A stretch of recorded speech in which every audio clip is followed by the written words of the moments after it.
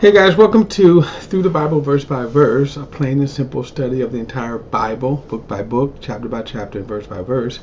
We are currently in Genesis chapter 33. A lot has happened to Jacob. He spent 20 years with his uncle, who has been just defrauding him, stealing from him, misused him, but God backed Jacob and actually got all of what was stolen from him back through multiplying his livestock. That was his first fear when God commanded him to go back to his land, leaving his wicked uncle, actually father-in-law, because he married his daughter Rachel and Leah. And then so far they have produced 11 sons through 2 wives and 2 wives and 4 slaves that produce 11 sons. And then we know of at least 1 daughter. It is possible other daughters were born, but they're just not mentioned. One of the reasons why, because again, women wasn't valued. Women were valued from the standpoint of just above a slave. They didn't really have a lot of rights and things like that. But and actually, we're going to, as we move on, we're going to become acquainted with his daughter Dinah, as she is mentioned. But they have 11 sons. Now they're on their way back, and there's another great fear that he has, and that is he is scared of meeting his brother Esau, who 20 years earlier had vowed to kill him for stealing the birthright from him, which by now Jacob has to know that God was going to give it to him anyway. But he doesn't know how Esau is going to react, and so he is petrified, horrified. In the last chapter, he spent the night wrestling, and then God changes his name from Jacob to Israel, and so now we see the birth of the nation of Israel. Why? Since this time it is called Israel, because this is the name God had named Jacob, and then Jacob produced we will see 12 tribes, and actually it will be 13 tribes, but we'll get to that later.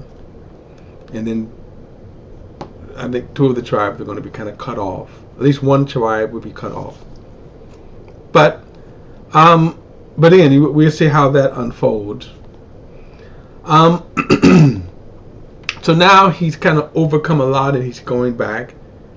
He is fully aware of the promise that God had made to him. That's why I'm not going to be as hardy to condemn him, because I don't, living back in that time, how would I react? I know that how fear can play in your mind. I told you a story when I was in the 10th grade. I spent really my whole 10th grade year running from a person that at the end of the 10th year wasn't even thinking about me. Okay? That's how fear can play with your mind. And but Jacob, he knows the living God, and that God has protected him. So, but anyway, as he's now moving forward, he still doesn't know that if Esau is going to kill him. Again, I just find that amazing.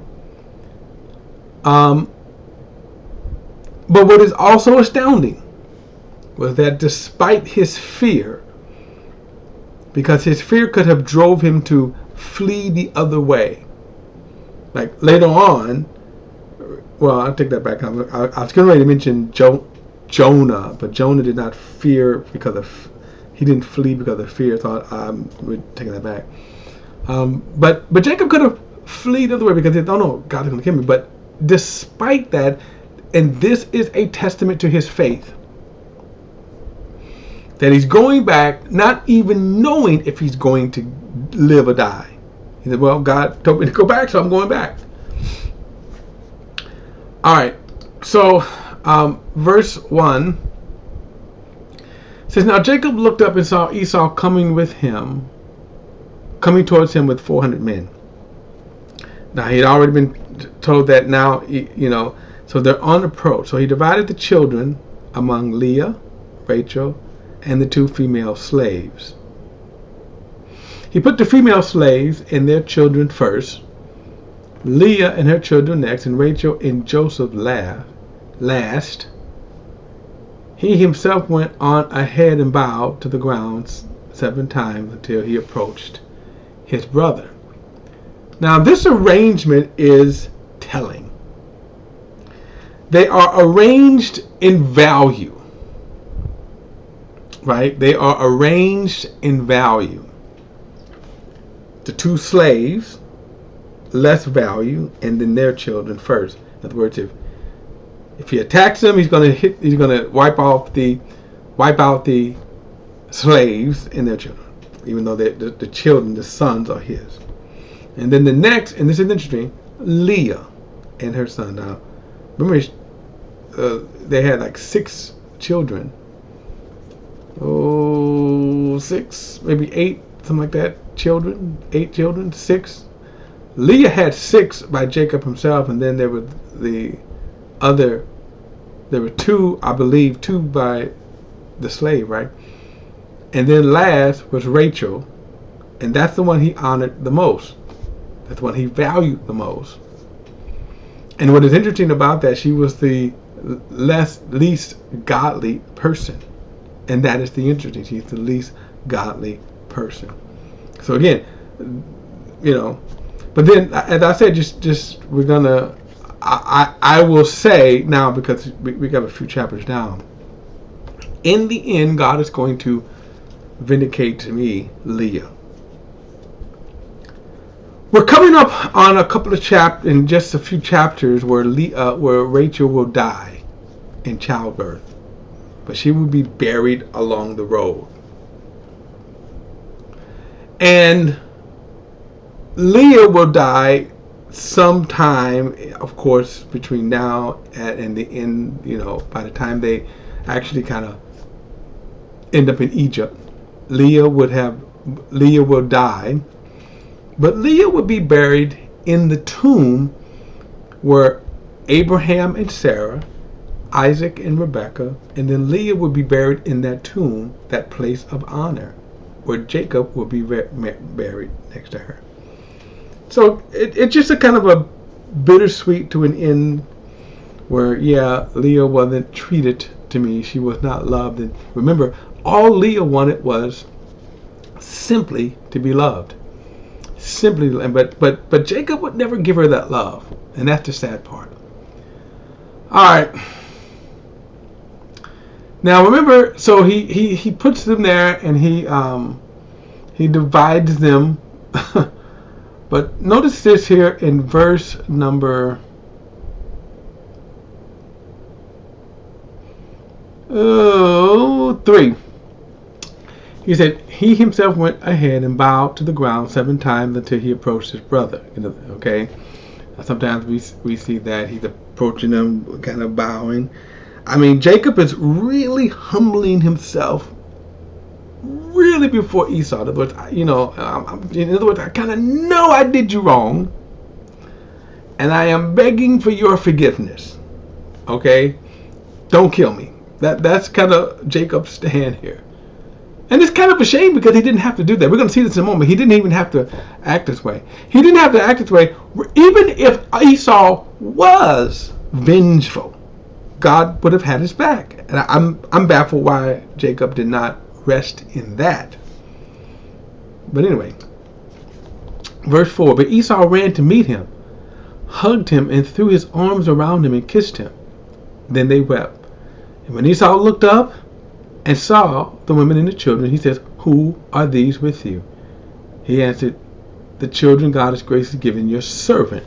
Now again, he's just really like, I'm your servant, just don't kill me. Just don't kill me. But notice Esau's complete change. 20 years. 20 years. And the last time we saw Esau, he was trying to kind of like make amends with his father. In other words, he had married some Canaanite women and they were some, loose gals. But anyway, for 20 years. And Esau's, he's grown. He's prospered a little bit, right? He's got some men behind him, 400 men. So, verse 6, then the female slaves and their children approached him and bowed to him. Leah and her children also approached and bowed to him. Then Joseph and Rachel approached and bowed to him. So Esau said, "What do you mean by this whole possession I met? To find favor with you," he answered. "And to find favor with you, my lord," he answered. "I have enough, my brother," Esau replied. "Keep what you have." But Jacob said, "No, please, if I found favor with you, take this gift from my hand. For indeed, I have seen your face. It's like seeing God's face since you have accepted me." In other words, you haven't killed me. Now you also kind of see this back and forth, right? It's almost like the kind of Hebrew, how they negotiate. In other words, take my gift. No, I don't want it. I don't need it. But don't take it. Okay, I'll take it. Right.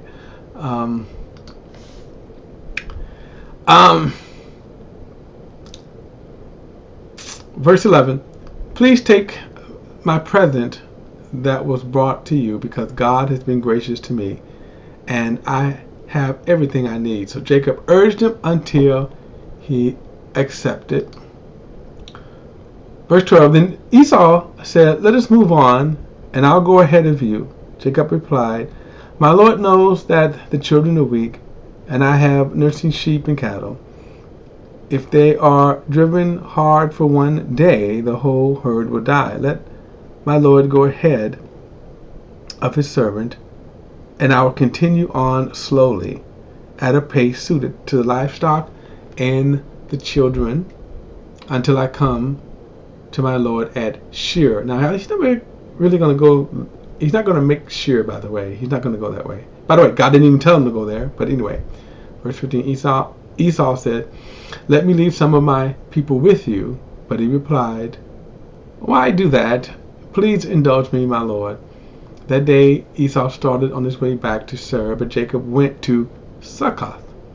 He built a house for himself and stalls for his livestock. That is why the place is called Succoth.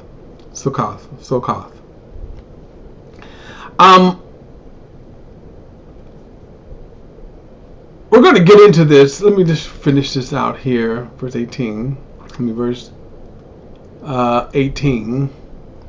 After Jacob came to Paddan-aram, he arrived safely at Shechem in the land of Canaan and camped in front of the city.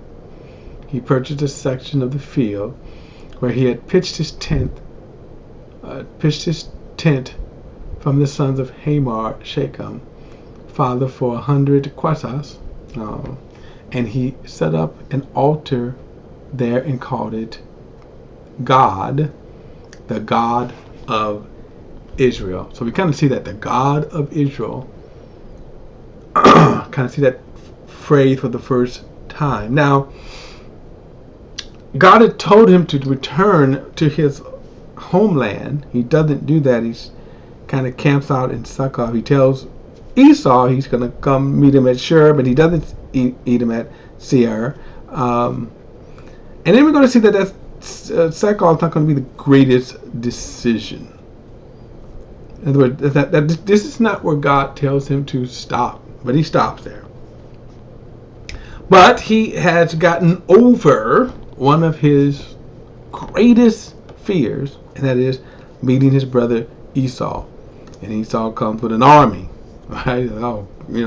Jacob is probably like, "Oh Lord, not only is he coming with an army, but then notice, 20 years have passed. His heart has completely softened.